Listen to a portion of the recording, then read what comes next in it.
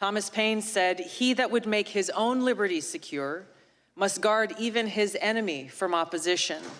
For if he violates this duty, he establishes a precedent that will reach to himself." We cannot be so short-sighted as to thinking silencing speech that we don't like today will not result in our own voices being silenced tomorrow. The work that you've all been charged with in this committee affects all Americans, and it is too important to allow it to fall victim to partisan politics. No matter how deep your differences, we must all agree to stand on the side of liberty.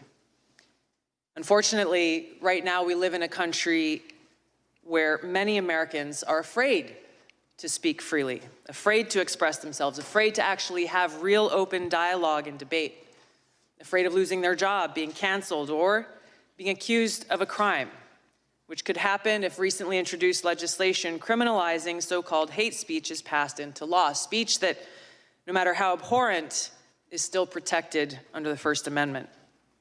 Now, this fear and this culture of fear and self-censorship is not unfounded. We have individuals in our government often working through their arms in the mainstream media and big tech, doing exactly what our founders rejected, trying to control what we, the people, are allowed to see and say under the guise of protecting us from so-called misinformation or disinformation.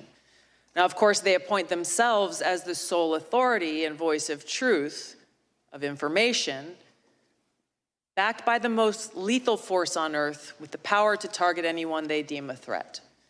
They alone are the ones, self-designated, who get to decide what is true and what is false, what is information and what is misinformation or disinformation. They say they're doing this for us, that they're doing this for our own good, to protect the people. But in reality, the truth is they think that we're too stupid to think for ourselves, too stupid to discern for ourselves and to draw our own conclusions. Now, the idea that we must just blindly accept whatever the government or those in power tell us is true goes against the very essence of our Constitution and Bill of Rights, which were created as a resounding rejection of the reign of kings, churches, and authorities. They tell us we must blindly trust them or face the consequences, even though our government has a long history of lying to us, the American people. Just to cite a few examples, we were lied to about the weapons of mass destruction in Iraq.